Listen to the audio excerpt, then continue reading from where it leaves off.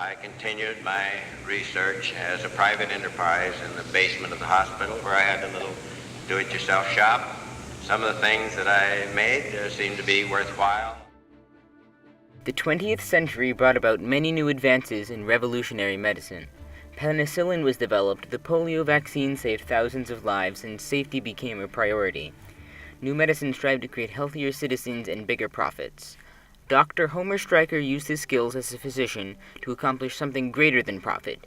He strived to create a better environment for his patients through innovative medical technology, believing when patients and physicians felt more comfortable, they healed better and faster.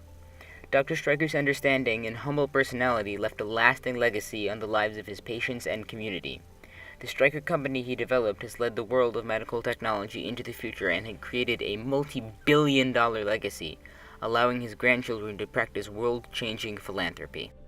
But think of the impact that he's had on individuals over the many decades and around the world because of the innovation that he had in developing devices that helped solve problems.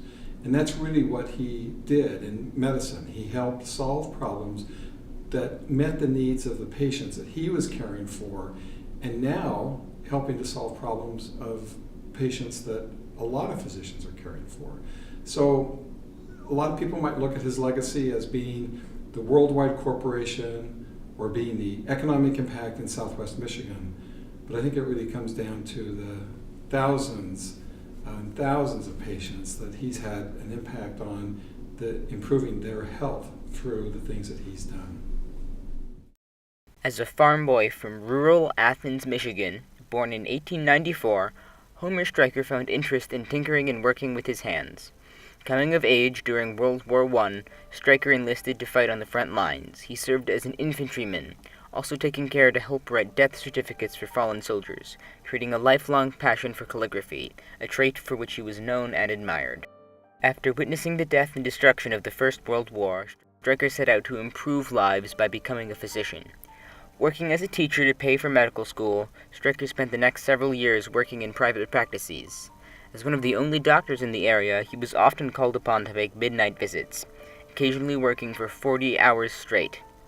Because he was always about helping somebody else or doing something for someone, and without thinking what was going to happen to him.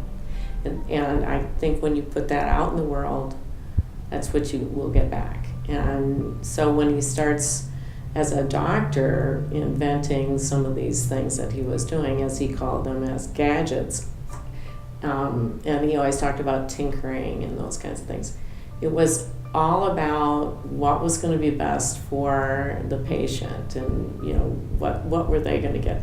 And he often did things for people never being charged.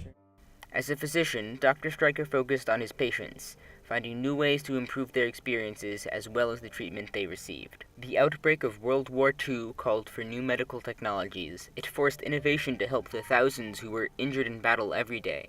Bedridden soldiers suffered from bed sores that hampered recovery and could cause complications to existing injuries. Seeing the need for an easy-to-use solution that worked for the patient as well as the doctors, Stryker designed the turning frame, the first in his long line of hospital beds, which followed the same principles as earlier devices, yet offered a greater range of positioning at a reduced cost in manpower and time. For soldiers with burns, broken limbs, and other injuries, Dr. Stryker's turning frame sped up recovery and got them back on the battlefield. The new gadgets invented by Dr. Stryker fit the needs of Army doctors, resulting in a demand for the new turning frame bed.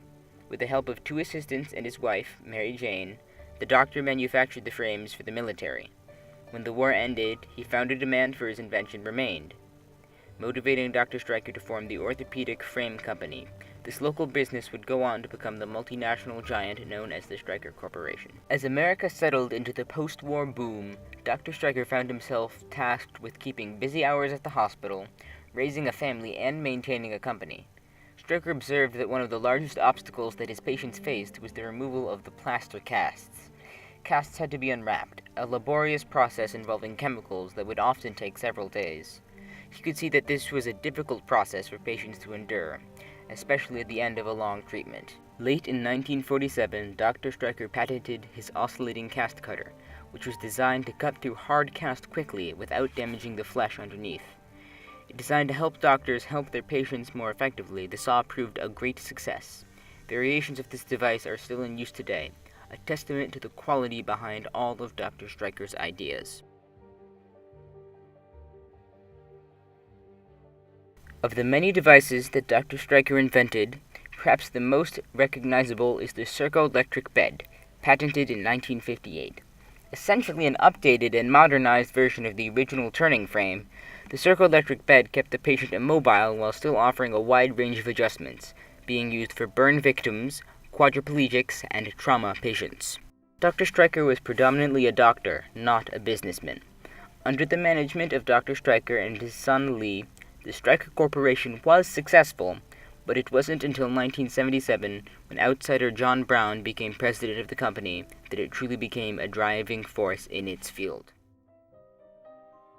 In the years since Stryker's death in 1980, much has changed, yet his original vision is still intact. His company continues to innovate and change the world of medical technology. Its products help save lives all over the world. The benefit of patient-centered care is being able to plan with the patient and accommodate any sort of challenges or maybe their lifestyle, and in that way you're able to formulate the best treatment for them, for that specific person, and hopefully that will yield better outcomes. While this multi-billion-dollar giant may be the most recognizable of Dr. Stryker's legacies, it can be argued that the most impactful was the relationship he formed with each of his patients and the values he instilled in his grandchildren that have allowed them to become philanthropic leaders in their community. All three of them have used the money that they received from his company to better their communities. So my grandfather was always down in the basement there or in some obscure small place working with a couple of people, always trying to improve. I feel like today, I still, if there's anything he's embedded besides the calligraphy, it's the sense of improving things. It's always when I make something better than the way it is. And I feel like everywhere I go, in this community, anywhere, where I see something happening or I see kids not getting education or I see something not going, I feel like I'm always trying to improve. John Stryker founded the Arcus Foundation, which is actively involved in conservation and LGBTQ rights. Pat Stryker funds several programs relating to poverty alleviation and public health. Rhonda Stryker and her husband work to improve education and revitalize their community. Dr. Stryker's name and vision have also been applied to the recently opened Western Michigan University Homer Stryker MD School of Medicine, currently in its inaugural year. Patient-centered care is a model of health care that Dr. Stryker emphasized during his practice, and is something that has continued to be taught at the Western Michigan Medical School to the class. We learn this in lectures, we learn this working with standardized patients in a simulation center, and it's also practiced with the clinical faculty in different settings around the community. When Dr. Stryker cobbled together his first invention, he had no plans of worldwide fortune, of creating something that would extend beyond his lifetime to help millions of people around the globe.